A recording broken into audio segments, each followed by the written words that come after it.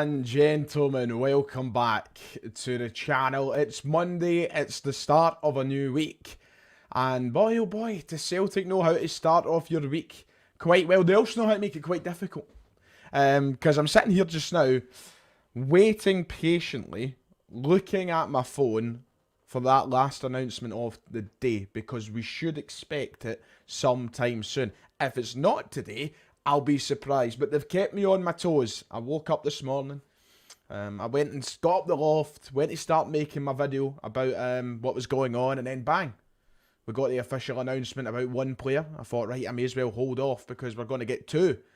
And then the images started to emerge that we're going to talk about. I was like, oh my god, there's going to be three. So I thought to myself, right, patch the video. There's no point. As I'm waiting for things to develop and get outdated and see who's saying what. Thought, why don't we just go live this evening? I talk to you guys, I interact with the fans, and we cover all bases about this triple signing that Celtic have made this Monday afternoon. Yes, all three players have been photographed in their Celtic shirts. We have two of the official announcements.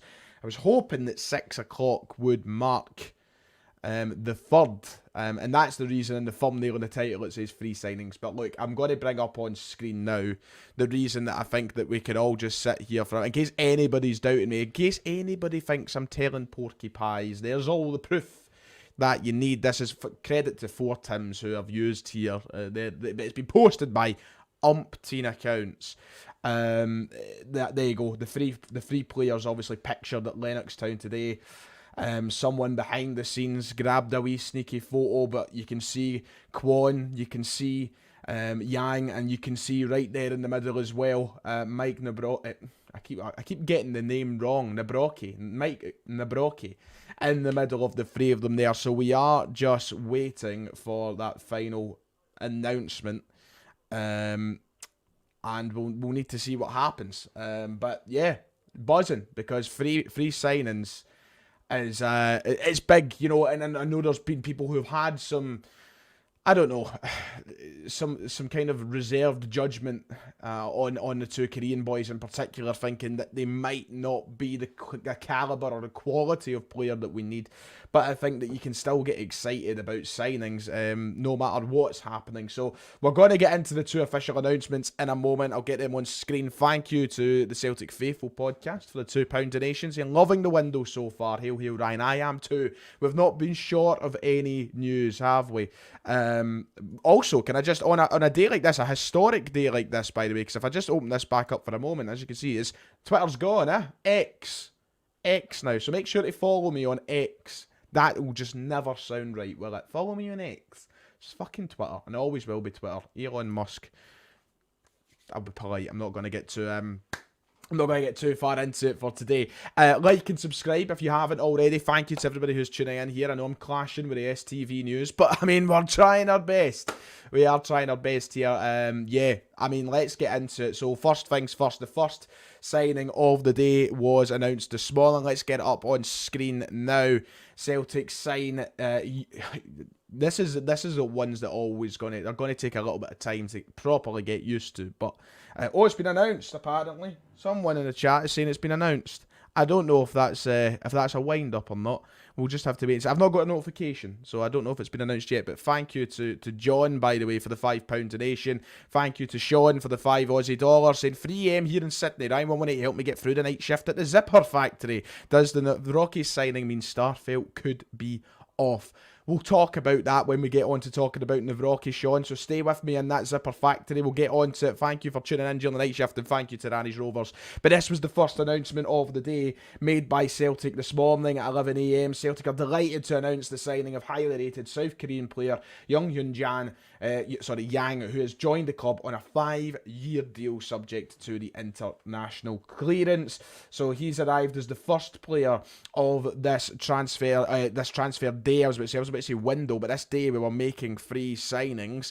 This is the first one of them all. Brendan Rodgers, he commented on it. He said, we're delighted to bring Yang to the club, and I'm sure he's going to be another great addition to the squad. He's a player that we've looked at closely, and we think will go further in enhancing our attacking options, which of course already includes his fellow countryman. Oh, he's an exciting player who was Young Player of the Year in South Korea last season, which is an indication of his quality, and I'm sure he'll be looking forward to having a big impact at the club. Yang had his very brief comments alongside that, saying he's pleased to come to Celtic and looking forward to meeting the team, which he would have done today at Lennoxtown. This was a move that I wanted to make, and so it's great to be here in Scotland now as a player. I've spoken to O, who's already told me great things about the club and supporters, so I can't wait to meet them and play in front of them. And then obviously that bumper news that goes alongside it, that we've not just signed them, but we've signed him on that 5-year contract. It seems that that is the goal now for every signing at Celtic. They want them on these long-term deals. They want these 4-5-year contracts. They've been tying down our star players with 4- and 5-year contracts, but now the players coming into the club alongside that, they want to have them on these deals. We did hear that this was going to be 2 signings that would be wrapped up after the tour of Japan was done, and that's exactly how that has went so far. But very exciting. The reported fee needs to be ironed out. I think I've seen a few numbers getting thrown about. I mean, if you go on Transfermarkt, I think they're claiming that it's something like £2.5 million, but I don't think it's anywhere near that region. These are both players I think we've picked up for similar fees around £1 million, something like that. But listen, young player of the year last year in South Korea, as we heard, they made 21 appearances in the K-League, scoring 1 goal and getting 1 assist. I think that was this season, if I just get my notes right. I think that's so far in this campaign. Yeah, in the 2023 campaign, 21 appearances, 1 goal, 1 assist with Gangwon up until his last game last week. And then as well, the K-League last season, the 2022 campaign, in which he won the Young Player of the Year. He was 31 appearances, 8 goals and 4 assists. Of course, a forward player. He can play across all areas up front, but more in particular, he is a right winger. So it's a position which Celtic have obviously wanted to add depth into with the departure of Jota. Jota was playing on the right-hand side for us the majority of last season, but now Yang has came in along with Marco Tilio as well on that right-wing position. Now, I think a lot of people still getting a little bit down, saying like, oh, you know, it's not a Jota, it's not a right-winger who's going to be the first-team player, it's not, you know... We've still got Liel Abada. Do people realise that? We've now got Liel Abada, Hyunjun Yang, Marco Tilio, and James Forrest is still there as well. We have 4 first-team right wingers now. I think that if you have your sights set higher, I think the right wing position is probably one you've got to sit back a little bit now with, because I don't see us maybe signing anyone else unless someone of significant quality who we could that comes up and we could realistically sign enters the frame. Then maybe, who knows? But I think Abada is pretty much ready and set to be the starting right winger. We know he's good enough. He provides double digits in goals and assists. There is not an issue with that at all. I'm more than happy with Abada being the starting right winger. He was very unlucky to not have that positional lockdown last year. We just had so much quality with Maida being on the left and Jota being on the right. It wasn't as easy for Abada to get in and get starts, but we've seen him in the pre-season friendly. It looks as though Rodgers is getting him ready and prepared to be that right winger for us with the significant quality that he possesses. So Yang's coming in and offering another option, and very highly rated back home in South Korea. One to look out for. I think he will be exciting to watch over the development of his time here at Celtic Football Club. I, for one, am very excited, and I'm going to come to all of your guys' thoughts and such as the stream goes on. Don't worry, I can see the comments piling in. Thank you to the donation, James. We will get to you guys, but let's get on to what was the second announcement of the day, which was made by Celtic a little bit later at 3 o'clock. That was the signing of Hyeokkyu Kwon, who has also joined on another 5-year contract. Celtic have sealed a South Korean double as they've also signed Hyeokkyu Kwon from Busan I Park on a 5-year deal, subject to, once again, international clearance. Kwon is delighted to have joined the Scottish champions and has admitted that when he was younger, he used to watch South Korean midfielder Ki Sung-young play for Celtic, 22 years of age. Brendan Rodgers said, "We are very pleased to bring Kwon to the club on the same day that we've also announced the signing of Yang." Again, he's a player that the club has been aware of for some time, so it's great that we've completed the deal, and I know that the player is delighted with the move. Kwon added to that in saying that this is a great move for me to be joining the Scottish champions, and I'm looking forward to working with the manager and the players. I know that Celtic is already very well known known back home, and I'm sure that the support will continue to increase now that there are 3 South Korean players, and it will be good to play alongside them. So there you go. Thank you, James. I will do. There you go. That was Kwon's statement that was released at 3 o'clock. Another 5-year deal. And I think from this particular statement and announcement, I think that one of the most important things to take from that tonight and today is people have been getting really, really worked up. Like, oh, these aren't Rodgers signings, right? And that's a point I've seen echoed so many times on Twitter, or X, I should say. Thank you, by the way, to Mick Peebles for the £5. Really appreciate it. Love the video. It's been a good window so far. Thank you. I appreciate you, sir. Anyway, a point I've seen been made quite a number of times now. For years, we have been clanging on about, we want to be run like an Ajax. We want to be run like, these European teams who make the best of the young players that they have. They move forward, sell them for a bigger fee and try to challenge in Europe.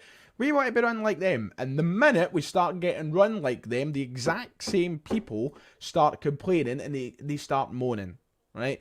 We don't know how these signings are going to turn out. They might be good, they might be flops. There's no point in putting your eggs in one basket. I think it's pretty weird to say that you want to see them set up to fail just because they're not a recognisable name. But what I will say is, this is the kind of thing that clubs like Ajax do. We are run now in a way that it's not just Brendan Rodgers who's making the signings. We are building a recruitment team. We're building a team of staff who are meant to come in and do a better job than what we've done in years gone by. You look at Brendan Rodgers' first spell in charge, the recruitment team was awful. Lee Congerton and whoever else was there weren't doing a great job, and it was affecting Brendan Rodgers with his job. There is a reason he left, right? We're now building a recruitment team who are here and looking at players long term. Kwon, Yang, guys like that who have now been looked at for a number of years off Celtic, and we're now making our move for them. They transcend managerial appointments. It wouldn't have mattered if Ange was in charge, and it doesn't matter that Brendan Rodgers is in charge. These are signings that the club have identified, have put forward, and they see fit enough to be playing for Celtic. So what I'm saying is, we are now being run like an Ajax. We are now being run like these European sides that people want to see us being a bit more like. But you've got to be able to take these things with it. You can't just take one or the other. This is how these clubs are ran. So hopefully they come in and they add. But that's what I took from that statement on the signing of Kwon. So Yang and Kwon are officially in. Adam, thank you for the £2 saying just in from work and having a toasty. What's on your toasty, Adam? I'm curious. I love a good toasty. I do. But yeah, a bit more on Kwon then, if you all want to know more about him. Obviously, he's come in as well with a fee that, once again, Transfermarkt are reporting around £1 million. And we did hear rumours it would be around that sort of region. But he is 22 years of age. So far this season, he was playing in the second division of Korea as he returned back to his parent club, Bosanai Park. He had already made 20 appearances in the campaign, with 2 goals scored to date from the defensive midfield area. However, last season he was playing in the top flight as he was put out on loan. He was playing in the top flight in the top division for Gimcheon Sangmu, where he made 19 appearances in the league with them. I think they were one of the sides who are kind of down the bottom end of the table, but we've heard a lot about him. One of the South Korean outlets compared them with Rodri of Manchester City. They were calling him the South Korean Rodri, who has his own personal ambitions to go quite high in the game, as well as Yang as well. So I'm very excited. You know what? I can't sit here and say that I know an awful lot about them. None of us really do, but I think it's 2 signings that we can get behind, and we can watch the development very closely and with a lot of interest. So yeah, I'm just having a look on my phone to see if any announcements been made yet in regards to Mike Nawrocki, but there's nothing yet. Adam has also messaged me to let me know it's a ham cheese chicken with a drizzle of chili sauce. Lovely. I love that. We're going to get into talking to you guys very soon. Is that Ryan McGinley? Hello, Phil. With Ryan's massive edited forehead as your photo. Let's talk about them, because people will be asking, and I've already had a question in regards to Carl Starfelt with Nawrocki coming, and I'm going to once again put this on screen for the people who are still, asking the question, is it official yet? Is it official? This is basically all the official confirmation you need, the photo of him being pictured alongside Yang and Kwon. I don't know if the official announcement will come tonight or tomorrow now. It's been a long time since I feel like Celtic have made a late transfer announcement. I feel like they always come relatively early in the day. I feel like 6:15 now might be a little bit beyond what we would normally expect for a transfer announcement, but who knows, it might come later tonight. But he has been pictured there in the Celtic jersey. The interviews will have been done, etc, etc, at Lennoxtown. But people, that will put your mind to rest if you're still waiting or getting nervous for any reason. It's one that's transpired very, very quickly, because it first broke on Thursday. And then the next thing you know, on the Friday, he was in Glasgow, and now he's here at Lennoxtown on the Monday. So it has happened really, really quickly, and I like it when Celtic do their business like that. I like it when we get down to it, we get a fee agreed, we kind of take away the opposition, who are also interested, because we heard that a couple of sides, including Galatasaray, were interested in Nawrocki. But We've got him. Nawrocki. I keep seeing two different pronunciations. I'm going to try and revert back to Nawrocki, because I'm pretty sure that is how it is going to be said. But I've seen a few people saying Nawrocki. I don't know. I'm not Polish, so usually I always do my research on pronunciations, but I've just been running a bit like a headless chicken the last few days. So that's all the kind of proof you need. We are waiting on that announcement. Now, I'll bring back up the comment that was left earlier on from Sean, who said, does this Nawrocki signing mean that Starfelt could be off? I personally don't see it happening. However, it was reported this morning that I think it was Spartak Moscow in Russia were interested in bringing in Carl Starfelt.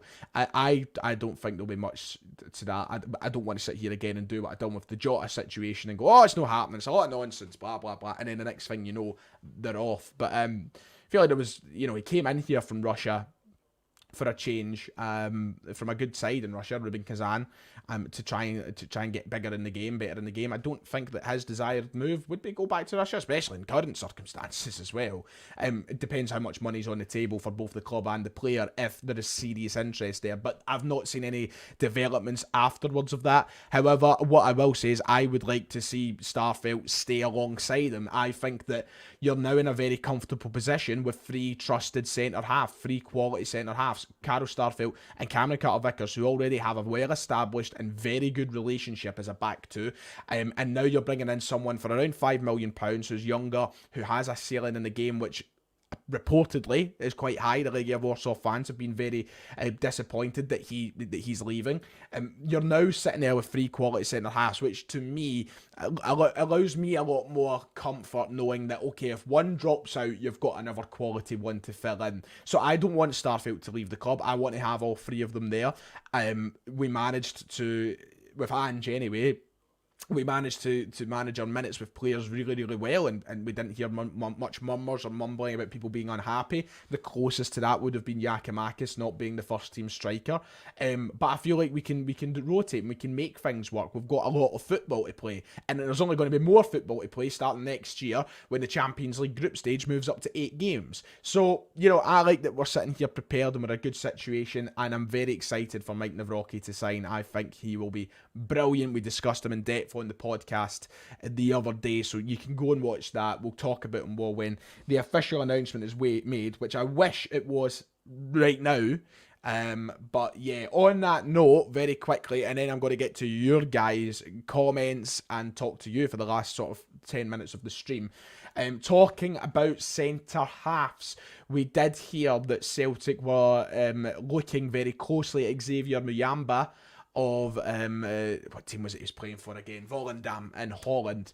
We were hearing that Celtic had him quite near the top of a reported list of targets this summer. However, it looks as though the competition might have made their move first, and it looks as though it won't be Celtic's player, because according to your man Fabrizio Romano, he understands that Sampdoria have prepared to submit a bid for €1.5 million. The personal terms have already been agreed with Muyamba, and he's very keen on the move. So if Celtic are keen on Muyamba, then now is the time to probably step up and make their offer. Will they do that? I don't know. What I will say is £1.5 million is a very, very low fee, and one that Celtic could be very competitive with. Now, if they wanted to be serious about it, they could right now go in and say, right, there's £1.5–2 million, let us speak to the player, and they could probably fire out a deal that's worth more money to Sampdoria, and with a lot more attraction in the fact that we're in European football every year, Sampdoria aren't. I think Celtic's a more attractive move, but are Celtic going to do that? I don't know if there's enough proof in the pudding to suggest that we're ready to do it. I think that this is one that probably will get away from Celtic. I think this is one that we've probably been a bit late to the party with. It'll be interesting to see what happens with him over in Sampdoria, if that's the place he decides to go. There has been a number of clubs interested in looking at Xavier Muyamba. But £1.5 million still is competitive. It's still competitive. Celtic can get in there and do something about it if they really want to, but is that reported list correct? You know, that's why we can't really sit here and say like, oh, they should do this, they should do that. We don't know. But Muyamba apparently keen on a move to Sampdoria, so that'll put some water in the fire for Celtic right now. For that, and it looks as though he will be away. But the main story is Celtic have confirmed their double signing of Kwon and Yang from South Korea, and also Nawrocki has been pictured at Lennox Town. We should be getting the announcement on that very, very soon. Sorry for the misleading title and thumbnail suggesting that the 3 signings have been made, but I did expect us to have the third announcement made by the time I'd done this live stream tonight. But he will be here. We've got the proof, for goodness sake, so don't greet about it. Thank you to Aaron Smith, who donates the £2, saying, thoughts on the reaction to the multi-footed debate. What I will say is a lot of people don't have a sense of humour, and if you don't know what our podcast is like, then you'll just never like it, because Christ almighty, that's only the tip of the iceberg of our nonsense. But thank you, Aaron, for the £2. I appreciate it. Right, let's get into talking to you guys. My dinner's sitting down the stairs ready, but I do like talking to you. I like getting your thoughts, and I like just creating some conversation. So, yeah, let's get your guys in for the last 10 minutes or so. Next, we've got Mark, who's always here, saying the next defender needs to be flexible and play full-back and centre-half. I don't think we're done, to be honest, Mark, in the defensive market. I do think that we'll dip in and sign full-backs. So, yeah, I think that we'll probably see people coming in across the whole back line that'll be able to provide depth in all angles. But we're in a good position, I think. Stevie Chalmers saying, I read that Brendan stated that Starfelt is an important key player to the team despite Nawrocki's signing. With a busy season ahead, the squad will be rotated to keep players at their peak. Absolutely, Stevie. Nail on the head stuff. Bring back the Twitch. I'm telling you, it'll come at one point. I need to sort things out, you know. Tete and Reader has gone all quiet. Listen, it was all kind of... It's all kind of a smoke and no fire, wasn't it? It was all kind of like, maybe. There was nothing there to suggest it was actually like going to happen, and I think that was... I tried to make that very clear with Tete in particular at the start. I was like, I don't think this will happen. Keep your knickers on, lads. It's no coming. But the one with Reader was always just sort of one that was like, oh, Celtic have apparently looked at him. You know, you can always tell with the language that's used in reports and such that, like, you know what's going to happen and what's not going to happen. Wizard Mortal says, Livakovic is still at Zagreb. Think we stand a chance. He's a good keeper, but I would like someone that is maybe better with their feet and bigger. Listen, I think that if Livakovic does remain an option and Celtic are genuinely interested, it's a no-brainer for me. He is... and I don't agree with Ryan McGinley very often if you watch it. No, I'm joking. But Ryan put up a great tweet a couple of weeks ago and it was like, it's the goalkeeping equivalent of what we've done with Brendan Rodgers. You're effectively going out and getting the best option available. There is no better option for Celtic than Dominic Livakovic, to a known quantity anyway. To players that we know, he would be the most ideal. Now, he still is at Zagreb. I don't know if things have stalled with his reported moves elsewhere. You know, there was talk about Fiorentina, Fenerbahce, I think a couple of teams in Spain as well were looking at the possibility of bringing in Dominic Livakovic, but nothing's happened, nothing's came of it. So I don't know. If Celtic really are realistic at looking at him and have been, then maybe they should put a word in. But I don't know if maybe it's just a hold up on something that's happening. I mean, Aaron puts it really well in saying if we do sign him, we'll cut his boys off and have him for dinner. And honestly, I think that's my kind of reaction to it, because I think it is a pipe dream, as much as I would like it. Mark, I actually agree with you. I think it's great business. Abada's staying is huge because he was out the door. We all had him out the door. But he's here, and he's impressed in pre-season. So I think that, that is fantastic business of Celtic to make sure that we're keeping him around. I really do. Sean, who donated earlier in the stream and is always in here from the land down under, he says, where did his signings leave Rocco Vata? I'd love to see youth players make it. Welsh is the last academy player to make it semi-regularly to the first team. I think that we're in a unique position now, and where, like, we know that there's players in that youth squad that we want to see have a chance, but we're in a unique position in the sense that, I don't even think unique's the word, but the chances come few and far between. And I think that we all now have this kind of build-up and expectation on Rocco Vata, and rightly so, because he looks a cracking player, and he's one that I've got my expectations high for as well.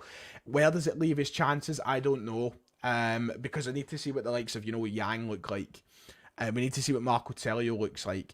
And, the B team is still, there is a gap in standard between the first team and the B team. That's undeniable. I mean, as much as I'd love to say that these players are ready to just step right in, we've not been as fortunate in that in the last few years. We've not had many players like that. So I guess it's just about being patient and saying, obviously, we don't want to stagnate nobody's career or anything like that, but he's still a young boy.